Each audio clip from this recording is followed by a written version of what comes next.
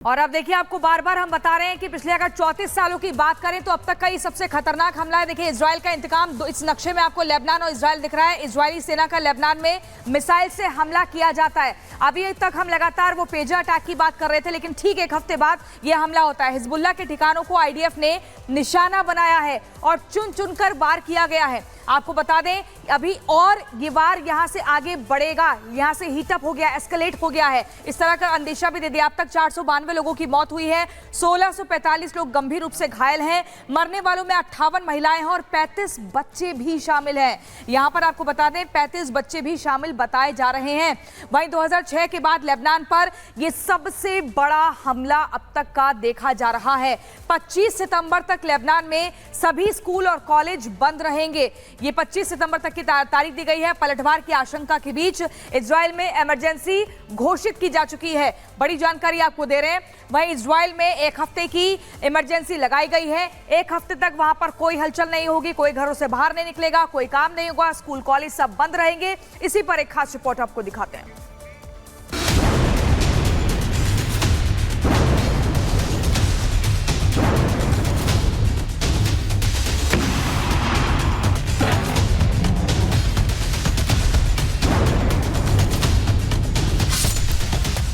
Hezbollah को 24 घंटे में लगे 1300 झटके।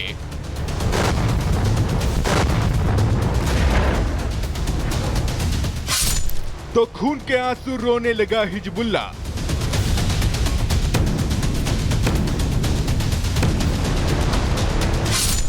कमांडर मारा गया, 492 से ज्यादा लोगों की चली गई जान।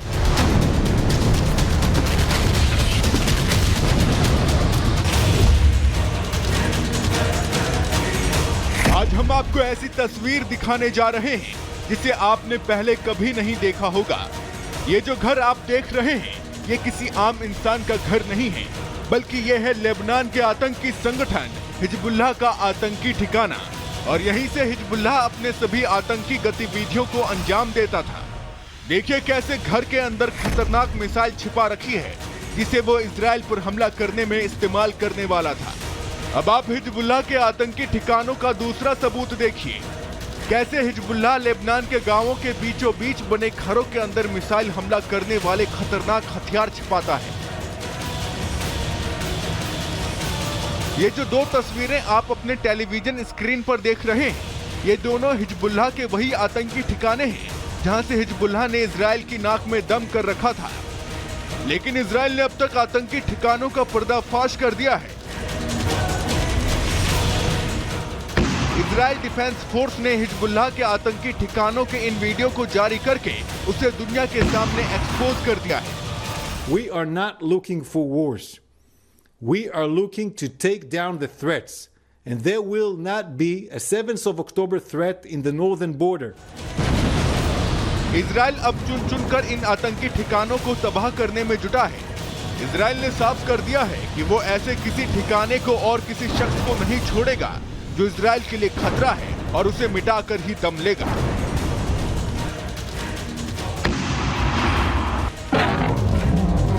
Bureau report, Republic Bharat.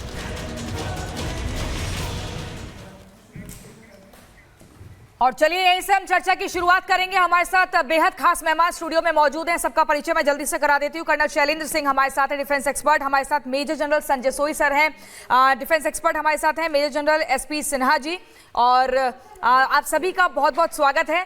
लेकिन सबसे पहले जो मेरा सवाल है वो major general SP Sinha sir आप ही से है। अगर हम देखें कि करीब साल भर से युद्ध मैदान में इजराइल जो है वो डटा हुआ है, लेकिन अब पूरे एकदम फुल फ्लेज मोड में आकर वार कर रहा है। अभी एक हफ्ते पहले ही लगातार पेजर अटैक की बात हो रही थी, वॉकी टॉकी हमले की बात हो रही थी, जिसके बाद लेबनान दहशत में था। लेकिन अब जो ये तरीका, जो तरकीब यहां पर इजराइल ने अपनाई है और हिजबुल्लाह की हालत खराब कर दी है, इससे क्या माना जाए? युद्ध एस्केलेट हो रहा है, एस्केलेट हो रहा है और होगा। क्योंकि आप समझिए, इजराइल का टेंशन गाज़ा से शिफ्ट हो गया है हिजबुल्लाह की तरफ। हिजबुल्लाह क्यों ज़्यादा खतरनाक है? उसके पास कहा जाता है कि 1,20,000 रॉकेट से लेकर 2 लाख रॉकेट तक उसके पास है, और यही रॉकेट वो इस्तेमाल कर रहा है इजराइल के नॉर्दर्न फ्लैंक पे, नॉर्दर्न एरिया को अटैक करने के लिए, कंटिन्यूसली रॉकेट पर अटैक कर रहा है, और पर फोर्स वहाँ के जो इजरायली सिविलियंस हैं उनको वैकेट करना पड़ गया। तो यदि नेतन्याहू जी चाहते हैं कि उनका इंप्रेशन डाउन ना हो, तो उनको तो नॉर्दर्न फ्लैंक अपना सिक्योर करना पड़ेगा। तो आपको ये चीज़ पता होना चाहिए कि हिजबुल्लाह मोस्ट हेविली आर्म्ड मतलब नॉन मिलिट्री ऑर्गेनाइजेशन है, तो ये तो बहुत बड़ा खतरा है। तो नॉर्दर्न फ्लैंक इनसिक्योर है, सिविलियंस को खतरा है, हिजबुल्लाह ग्रेटेस्ट खतरा इजराइल के लिए। इस खतरा को नेतन्याहू ने क्या कहा, हम परेशानी के लिए इंतज़ार नहीं करते हैं, हम परेशानी को प्रिपरेटरी स्टेज में ख़त्म कर देते हैं।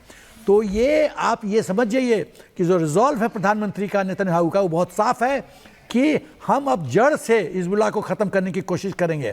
तो ये अटैक में इंटेंसिटी बढ़ेगी, गति आएगी और हिजबुल्लाह को पूरी तरह से बर्बादी की कोशिश की जाएगी। बिल्कुल, लेकिन कर्नल शैलेंद्र सर, आपसे सवाल होगा, लगातार देखिए जिस तरीके से हमले इजराइल की तरफ से जारी हैं और इसके बाद अब जॉर्डन हो या फिर ईरान, वो दोनों ही देश ये कह चुके हैं कि वो भी चुप बैठने वाले नहीं हैं। ऐसे में अगर प्रॉक्सीज और अरब देश साथ में आते हैं तो फिर ये युद्ध कितना विध्वंसक हो सकता है? जय हिंद। आपका सवाल अगर सिर्फ पकड़ा जाए तो यस, युद्ध की जो सीमाएं हैं वो बढ़ जाएंगी, इंटेंसिटी बढ़ जाएगी, जो स्ट्राइक रेट हैं वो सब बढ़ जाएंगे। सो अपने आप में एक बहुत बड़ी चुनौती प्रोड्यूस होगी कि जब कंट्रीज इन्वॉल्व हो जाएंगे। अभी तक इसका जो मखौटा है वो है हिजबुल्लाह टेररिज्म के ऊपर, इसलिए आप देख रहे हैं कि अभी भी लिमिटेड चल रहा है, हालांकि वो लिमिटेड नहीं है। मुझे लगता है कि अगर अभी जो रिसेंट स्ट्राइक्स देखें, साउथ में कहाँ हुआ, बेका में हुआ। बेका कहाँ है? बेका हिजबुल्लाह का सेंटर है, पहली बात। दूसरी स्ट्राइक कहाँ हो रही है?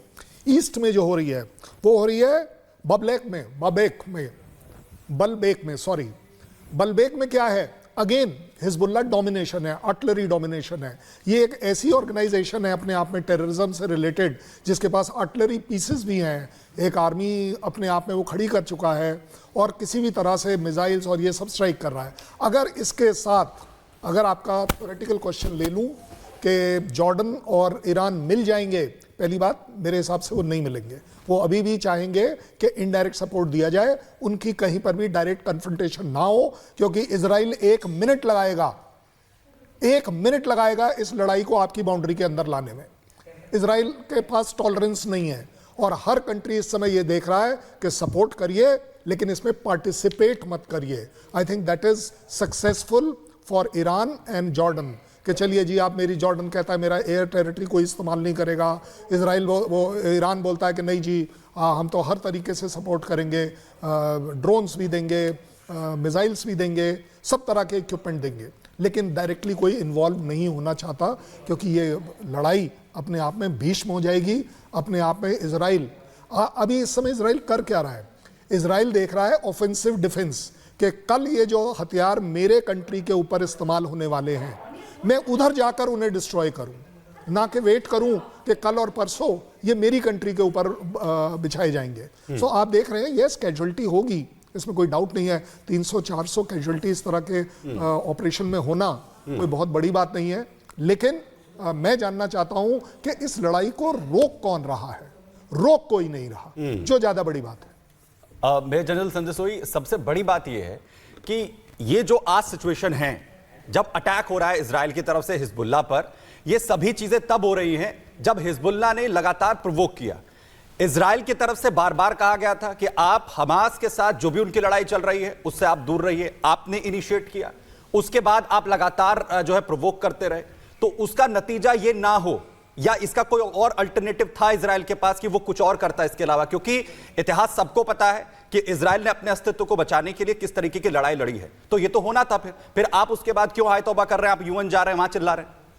नहीं, बिल्कुल सुमित, आपके जो पॉइंट है, 2-3 पॉइंट तो बहुत वैलिड है कि इजराइल के अस्तित्व की लड़ाई है, और हिजबुल्लाह 7 अक्टूबर के बाद से ही लगातार रॉकेट अटैक और कुछ ना कुछ आर्टिलरी अटैक करता रहा है। इजराइल के काफ़ी नदन इलाके से काफ़ी लोग उनको शिफ्ट होना पड़ा है, तकरीबन 70-80 हज़ार लोगों को वहाँ से शिफ्ट होना पड़ा है, जिसका सरकार के ऊपर बड़ा प्रेशर है। अभी भी आए दिन वो रॉकेट अटैक हो रहे हैं।